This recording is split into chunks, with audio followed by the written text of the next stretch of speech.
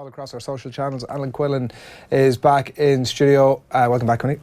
Your parking is up in 15 minutes, so we're going to get through this sort of... We don't have to, we can continue to park. Right, okay.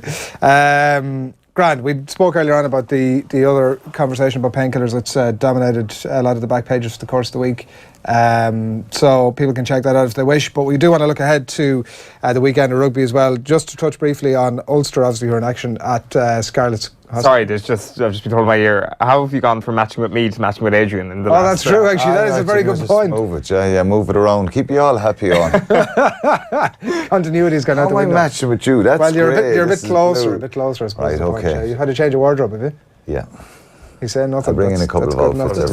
That's fair enough, yeah. Ulster at the Scarlets tonight, 7:45. Obviously, Ulster's record so far, they beat what turns out to be a suspect enough Leicester team, hammered by Racing, and are already in a massive scrap in Pool 4 ahead of this one. Yeah, I think when you go away, particularly in Europe, you've got to try and pick something up on the road, and that, you know, you could say that the first performance in Leicester was a bit scrappy at home to Leicester, but it was a good win.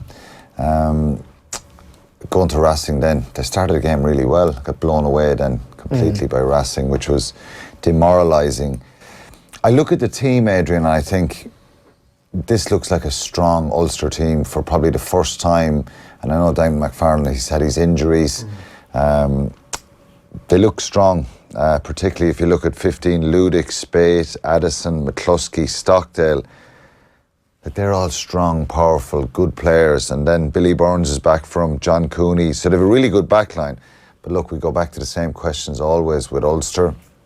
It's up front. Eric O'Sullivan is playing at Loosehead. He's come up from the academy. Right. Very promising young player. Bess, Marty Moore is in.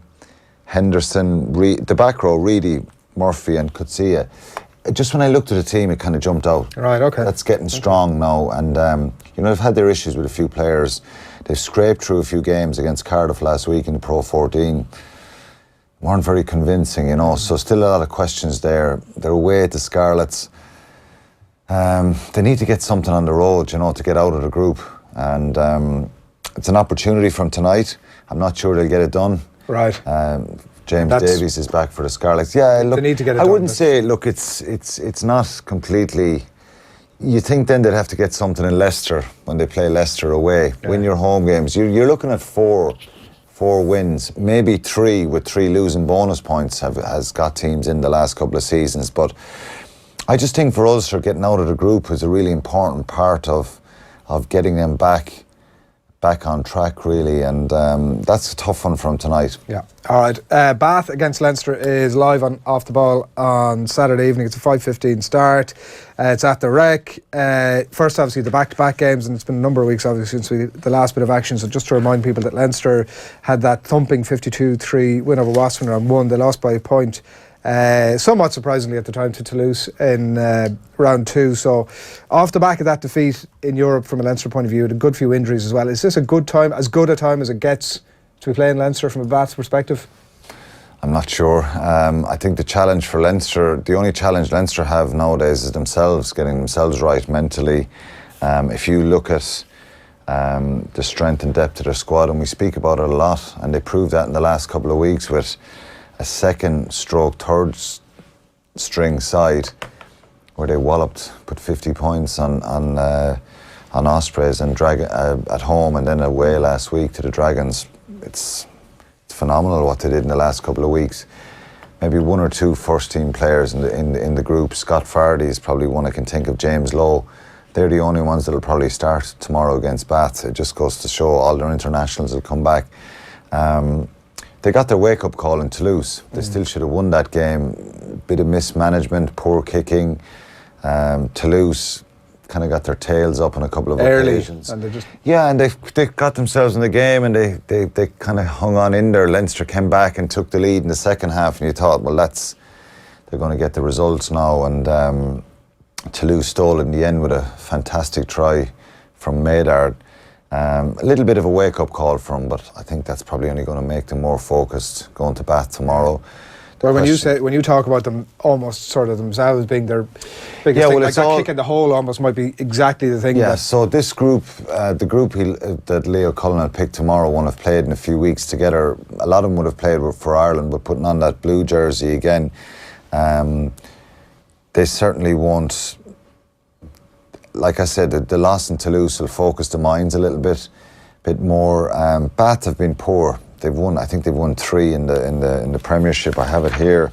They've won in the league since September. Yeah, they've won 3 games. They drew at home to Sale last week. They're capable. They've some good players. I covered a game in Europe when they played Toulouse in round 1, and Freddie Burns was going over the line to win. That's the game he dropped the ball. At times they looked dangerous, but pretty inconsistent in the league. So I think a side like Leinster, just with the ability to retain the ball and the threats they have throughout the team and how physical and intense they are, I can't see Bath causing them much trouble there tomorrow, to be honest. Just one area in the back row on that one that I wanted to ask you about was that obviously there's a couple of doubts, as well as the long confirmed injury list that Leinster have. There's a couple of doubts about players as well, including Conan and Levy. So the makeup of the back line could potentially be Ruddock, Van der Fleur, and maybe Keelan Doris, who seems to have maybe moved. Yeah, and he stepped up in the last couple of weeks, and a very exciting, promising player as well. So they're, somebody gets injured and they just keep producing them. So. I don't look, whoever they play there, I think they've enough depth. They can play Fardy in the back row as well. They could play Ruddock 8. They could play Fardy, Ruddock and Van der Fleur in the back row if they wanted to. But Keelan Doris has played well for him. He's a really good player. So, like I say, even with a couple of injuries, they've so much strength and depth. And for any team to be able to do what they did in the last 2 weeks, Adrian, shows how good they are, some of these players. They're not players we really know a lot about, but in the last couple of weeks, they been sensational. And so, with all that long list of players, Henshaw, O'Brien, McFadden, McGrath, maybe to a lesser degree. It's not ideal. I think Leo Cullen would love to have them all available, the top players, but they seem to be less affected with injuries than most other teams because they have that depth. I think the interesting thing about tomorrow will be Gervin Dempsey's impact with Bath. Is that relevant, do you think? It may help a little bit because he'll be trying to hammer home probably the standards and winning in Europe last year in the Pro 14 and so many international players who won a Grand Slam. It does help a little bit to say, look, this is how the best players in Europe do it. This is where we need to get to. And sometimes a cultural change. There's a lot of envy about the culture here in Ireland, the way players look after themselves in all the provinces, the fitness standards they have, the detail they put into it, right from the Joe Schmidt group right down through the provinces, and that has had a very good rippling effect throughout the provinces. So there is and some of the Irish guys, Rog spoke about that before in France, shifting that mentality into just having a massive work rate around the job all week. What Bath, when they brought Gervin Dempsey in, they're thinking. Well, maybe they can learn something about that, and so he'll know Leinster inside out. Obviously, he's a Leinster man through and through, and will that help him a little bit? I tell you, if I was Gervin Dempsey, I'd be saying, look, if you drop your guard here for 2 minutes, Leinster will. They sense that vulnerability in teams, and they can really punish them. And for Bath to have any chance tomorrow, they've got to live with that high intensity and they'll have their moments in the game as well and take their opportunities. So I think he will have an effect on him. But ultimately, I don't think they'll be good enough to trouble Leinster. Just on Gervin Dempsey, and I know this is a bit of a tangent, but it just makes me think the tag of being Irish now after our most successful year ever. I wonder, does that really help as a coach, just in terms of the respect of your players? The new Kiwis, is that that's it?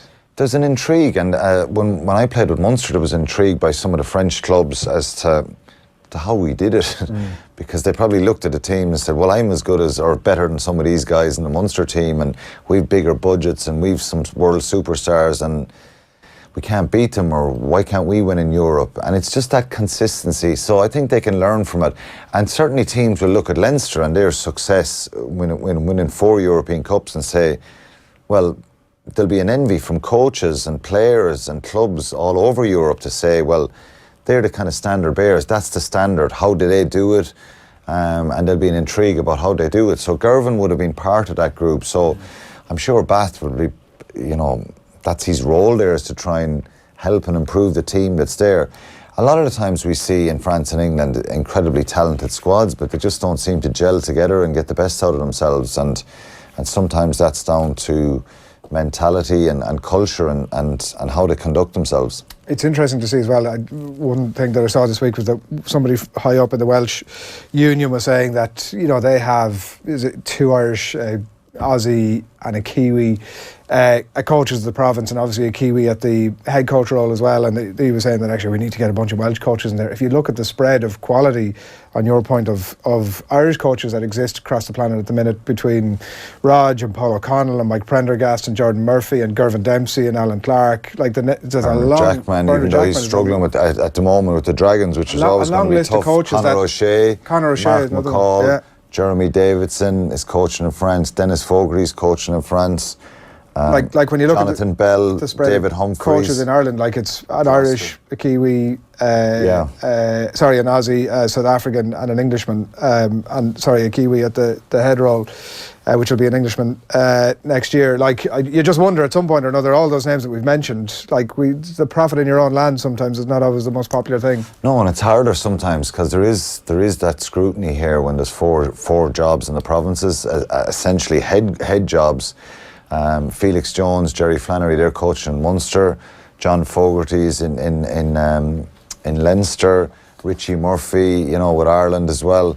The same with the other provinces. That there's a lot of talented young coaches. You'd love to see more of them, getting more prominent roles, and maybe some of them coming home. And I'm sure, look, that'll be on the radar for David Nucifora going forward. Particularly what guys are doing abroad and getting that experience and how they're learning themselves. And so it is tougher at home, and there's more opportunities if you can get a coaching gig, particularly in France, and there's an opportunity to move around. Then there's some change there, and reputation doesn't get as damaged. Yeah. If a coach underperforms here or gets the sack here, he tends to be kind of written off here. It's hard to have a second coming. Few high-profile examples of that. Nucifora as well, another one that's been recommended for a re-poaching back by Australia as well as a concept. It's amazing, isn't it? Munster Castres on Sunday, 1 o'clock, Thomond Park. Munster top of Pool 2 by a couple of points from Castres. Obviously the draw with Exeter and then beat Gloucester and Limerick last time out. We mentioned last week how we weren't getting the opportunity to see Joey Carberry and Conor Murray in action. We're going to get to see it this weekend. How excited, I suppose, are you about it? Very much so. I think if you have, I'm not sure about Conway and who was the other injury concern from Andrew Conway and Mike Haley. Yeah. If you had Mike Haley, Conway, Earls, Farrell, Scannell, Carberry, Murray, well, you would get excited by that. And that's what Johan van Gran wants in the last couple of weeks, having Chris Farrell, Jaco Taute, who there's not been a lot said. He's had a really bad knee injury. He was superb for Munster under Rassie Erasmus. And he's, came back, played 1 or 2 games, and then was struggling with another injury or two. So I think having him back is a huge boost. Conor Oliver's back. There's a number of other injuries, but I think, I just feel Munster, even though they've had some big wins at home in the Pro 14, in Europe, a fantastic away draw in Exeter. I just thought the Gloucester performance is still lingering a little bit, and they'll want to atone for that. Even though they got a good bonus point win, they'd love to get a really clinical performance on Sunday and take a bonus point win to France. Even though, again, the bonus point won't be mentioned, but I think that's what they should be targeting and trying to get a really positive result. But these back-to-back games, Adrian, they're tricky. You can have a good result one week and you can get your backside open the week after very, very quickly, because it's as much about the mental side of it as well, and not dropping your standard. And you're going to get a reaction if you beat a team well one week, and you're going to go to their patch the next week. So for Munster, they have an opportunity to put a bit of daylight between themselves and Cass, and maybe you know, particularly in these 2 weeks, if they get 5 points on Sunday, I think it'll be really, I think it's a minimum requirement for them, and that's not being disrespectful. Castres lost last week away to Asia, at home to Agen. So how will they approach this? Bottom club in the top 14. They're Castres are 7th at the moment. Yeah, Agen are the bottom. Yeah, so it's you just don't know. Castres have been to Thomond Park. There's a lot of history and rivalry between Munster, Castres, and it seems by all accounts there. And I want to come back to Sexton and Murray, Carberry. Freudian slip there, Murray, in a moment, but like it does seem as if Castres actually they sort of had an unlikely path to winning the top 14 last year, and by all accounts are actually up for this European thing. Like I wonder, you know, your point about the getting the 5 points in the bag sort of thing, and you know, I'm not saying that you're saying how many tries can they score, but you're certainly suggesting they're going to get the job done. That maybe Castres have a slightly different mindset about them. Yeah, look, it's. I think Munster in a place now where it's hard again to beat them in Thomond Park, and that's a good thing from a Munster point of view. They beat Castres convincingly last year in round 6 to get a bonus point win to get themselves at home quarter final against Toulon. It's tough for them. Castres are a real cup side. If they get anywhere near knockout stages, or you know, if you have to play them in a cup game, essentially, and that's what they did last year in the top 14. They manoeuvred themselves into a final and produced an incredible performance against Montpellier to win it. They're a very good side, and they're hard and abrasive. They're very forward dominated, orientated, and a lot of good players. So they don't tend to go for world superstars. They seem to find a lot of really good French club players and maybe good overseas signings, and they're shrewd in their recruitment, and they have a real siege mentality at home. It's a hard place to go and get anything, but they're not your kind of superstar French side with this incredible budget. If you give them any sort of ability to settle into a game, they can hurt you and struggle. You'll struggle against them. Munster got a draw there last year, and as I said, they walloped them at home. And if you have a French side coming home, if you get a good start, you then start to, you know, psychologically get inside their heads, and they sometimes, even to this day, can still throw in the towel. But you know, you can't underestimate them. But I think Munster just need to focus on themselves, getting their performance right. There was a lot of good stuff against Ulster, but there was a lot of bad stuff, particularly defensively. Right. And that's a concern almost, isn't it? Like a year down the line for Van Graan. They conceded some soft scores, and it took them a while to really get going in that game. And you know, look, they picked their moments in the second half, and the game was won. And then Gloucester kind of dominated for the last 20-25 minutes and scored those 3 tries. And a little bit of a concern defensively. You can take all the credit and all the good stuff from the Pro 14 stuff, and that's important. But playing Edinburgh last week, and then you know, a weekend Edinburgh side in Cork, and it was a very, very good morale boosting performance. But Europe is a little bit, they'll know that themselves. They don't need me to tell them. But Europe is different, and it's a real challenge psychologically. You know, get the job done on Sunday.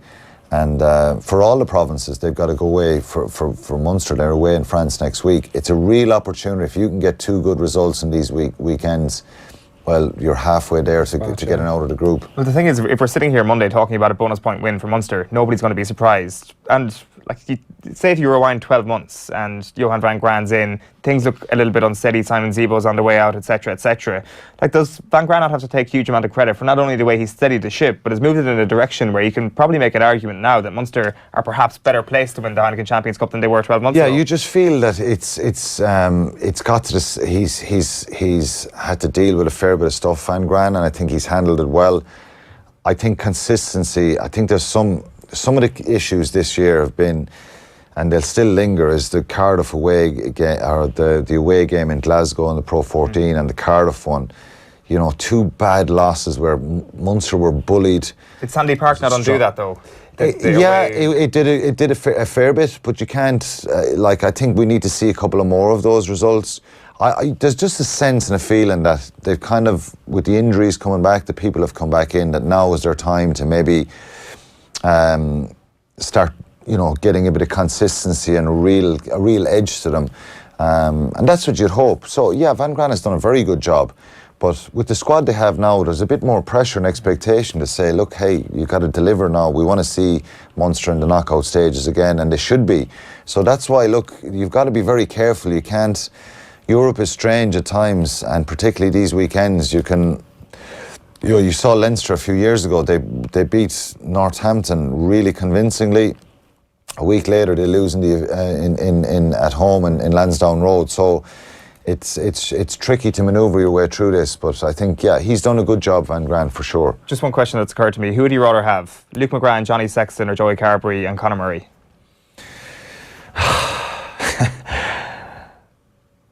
Jesus, it's a tough one, because I think you're looking at Murray and Sexton as world class, and you're looking at the other two players as international quality with huge promise to get better and better and better. So I think you're splitting hairs with It's Sexton McGrath now, and it's Murray and Carberry in 3. Yeah, but you know what I'm saying about Murray and Sexton? They're probably at a level up here. That's why his question is so good. It is a good question. It's a hard one. It's a hard one to answer, because nobody would complain if Conor Murray was nominated for World Player of the Year as well. He was that good. So both Murray and Sexton are just on a different level, and they have been consistently, both for club and country. I'll go to Munster too anyway, because I'm a Munster one now. If you press me. For an actual truthful answer. Yeah, well, look, I think Carberry is going to be. I think he's going to be. So down the track. Down the track, and Luke McGrath. To be fair to Luke McGrath, has been brilliant for Leinster as well. So it's hard. What would you say to that? I'd go with the Leinster pair right now. Right now, if you were saying, yeah. Well, look, if Ireland were playing, right, let's say there was a couple of injuries, right, and Ireland were playing in a World Cup final tomorrow, and you had the opportunity in the unlikely and just ridiculously hypothetical scenario that it's either one combination or the other, who would you go for? Yeah, you're probably right. And plus, Luke McGrath and Sexton they're just on the back of winning European Cup with Leinster as well, so you're probably right there. On the Munster pair... Stupid question.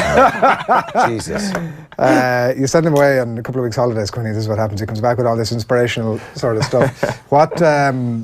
Just on the Munster pair, like in terms of...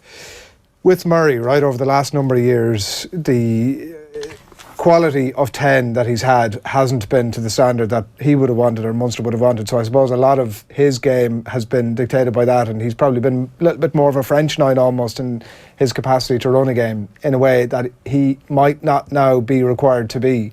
How does that impact on, how does Carberry being there and running the game in the way that he can impact on Murray's game? Well, I think you want your 10 to be dominant and vocal, and we've seen any of the 10s I've played with or against, I think they have that authority. So I think if he gets more authority out of Joey Carberry, and in fairness, I thought that away Exeter game, he was brilliant in very tough circumstances for a fly half, where the game is very tight and it's hard to move the ball, and you're playing each game, you know, with that wind and the conditions today. So I think if he's more authority and he demands more and starts kind of bossing Conor Murray as well, saying I want the ball now, and you know, this is what I want to do with my back line, and of course that's exactly what Conor Murray will want, rather than, you know, a coach saying, look, Conor, we want to put more emphasis on your world-class kicking game, and there's a bit more responsibility here for us to play a little bit more of a kicking game. So if Carberry kind of has that authority to step up and say, no, look, we have got Farrell is back now, and you know, there's a superb back three for Munster as well now with a lot of pace, and that they feel a bit more confident to be more expansive. Well, of course that will help Conor Murray's game, because you know, Conor Murray is a game, he's an instinctive player as well, and sometimes he gets kind of labelled with this world-class kicking scenario, but I think his ability around the field is world-class as well, attacking, defensive, from an attacking point of view as well. If you get Conor Murray in any sort of open space, he's very, very quick and can make a lot of good line breaks and link up with people as well. So are you expecting to see less of the Conor Murray kicking game? Is that what you're saying? Well, no, depending on conditions and where they are on the field, but I think out the field, I think if you've got that, if they get that backline out on Sunday, well, there's no reason off good ball that, and it comes down to their forwards as well, what kind of ball they present and what kind of options are there. But like I said, you want your out half to be able to read that and judge that and have that confidence to step up. And he may not get it right every time, but like you want him making the big decisions, not Conor Murray thinking I've got to slow down the breakdown now and kick. That if there's a kick, if he needs to kick as well, that Joey Carberry spots a bit of space in the backfield and demands the ball off Conor Murray, and he punts the ball himself or whatever. So look, that's exactly what Johan van Graan, Felix Jones will want. You know, you want your 10 kind of running the game and making good decisions.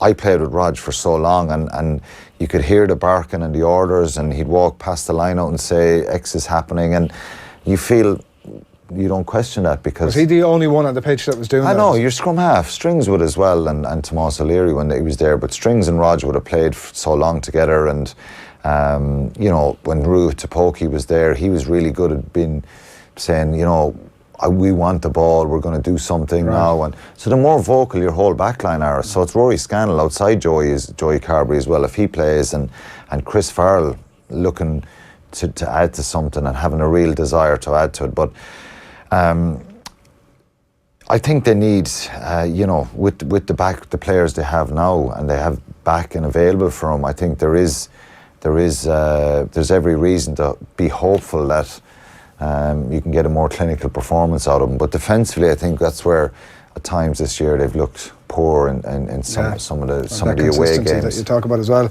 So Munster to get it done is...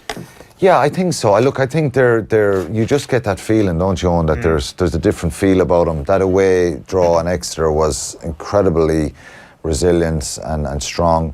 And, you know, when you win with a bonus point win at home in round 2, playing poorly and a lot of stuff to work on. Like they killed them at home last year. Like sometimes it could be as simple as that. It's not a lot has changed, but has it changed to the point where Castres have actually overturned the point where they can actually beat Munster at Thomond? Yeah, I don't think so on Sunday. Jared Fitzpatrick on YouTube says, you do know that Carberry will return to Leinster in 18 months. He may do. I don't know. My own heart there, Jared. And Ken Rahel has been in contact to say Cast played badly on Saturday. I was there. Talked to the players afterwards. They never switched on, in their opinion. They bring on Cockett and Toulouse in the second half, which is an error. Cast of superb knockout round game, as you've been talking about, very coded. However, there are a few players missing. Play from the heart and for each other. Alan describes them perfectly, says Ken Rahel, adding in his 2 cents. He was at the game. He just wanted to tell us that he was at the game and that he was speaking to the players afterwards. Thanks, Million. Pleasure. Did you manage to get your car topped up at any point during that conversation? Topped up there, yeah. You didn't even notice it. So how many wins are we going for? I think Ulster will. I don't think they'll get the job done in the Scarlets. It's a good Ulster side, as I said. I think Munster and Leinster will get wins. Yeah. And I think Connacht will probably get a big win against Perpignan. Perpignan will be shocking in the top 14. Right. Struggle big time. No Paddy Jackson there tomorrow in the sports ground. Yeah. We'll interesting. See. Yeah. Clean sweep, is that what you're... No, I think Ulster could struggle. Ulster, right, okay. Very good. Enjoy the weekend, Quinny. Thanks for coming in. Thanks as always on a Friday. Alan Quinlan with us. That is not quite it from us for this morning, where we do have a world exclusive coming your way, as we've been discussing a little bit earlier on. Do want to let you know about everything that's happening on Off the Ball over the weekend. A couple of live games on Premier League Live with Sky Sports as well. That's on Today FM. So Bournemouth against Liverpool available online, todayfm.com/PLL, and in the commentary box there are going to be Adam Lindsay and Ray Houghton. Manchester United against Fulham, the feature game over on the FM. That's Ian Beach and Stephen Kelly, your commentary team from 2 o'clock on Today FM. Tomorrow Kevin Sheedy as well is going to be in the boot room in conversation with Phil from 5:30. Over on News Talk and Off the Ball on Saturday, Leinster against Bath in the Champions Cup. Conor Morris and Andy Dunn are going to be your commentary team there, as you can see in your screen. Kick-off at 3:15. The show underway from 1, and then on Sunday and Off the Ball, it's the one you've all been waiting for in the Premier League this season. Newcastle up against Watford. I mean, who isn't going to be tuned in for that? Nathan and Pat Nevin are going to be there. I mean, it's Newcastle against Wolves is what it is. So the Newcastle-Watford game has been temporarily postponed, and I mean well, that changes the whole dynamic of it now, because you've got Matt Doherty involved. You do. It's actually a fair point. It's a total I've changed my mind entirely on that one. I will be. That was me slagging it off, and I feel Tommy's didn't get much sleep last night. You look like a right mug. Yeah, properly mugged me off there. Tonight on Off the Ball from 7 o'clock, we've got a very special Heineken show coming your way. This is Dolphin Rugby Club. It's at Musgrave Park, and it's going to be in the company of Gary Halpin. Mick Galway is going to be there, and Johnny Murphy as well, obviously previewing all the weekend's action as well, talking a little bit about Dolphin Rugby Club. Quinny? Yeah, good memories down there at Musgrave Park, yeah. Good memories, and that's probably not a great thing for Dolphin, the fact that you've got good memories there. Did you ever, from a club point of view, have you... we played Dolphin a few times with Shannon over the years, yeah. It's I played in a good Shannon side, so we didn't lose a lot of games, fortunately for me. But great people in Dolphin Rugby Club as well, you know. Yeah, looking forward to hearing the... Sunday as well, they're both two clubs in Musgrave Park, right. Independent Park now. Yeah, that's right, yeah.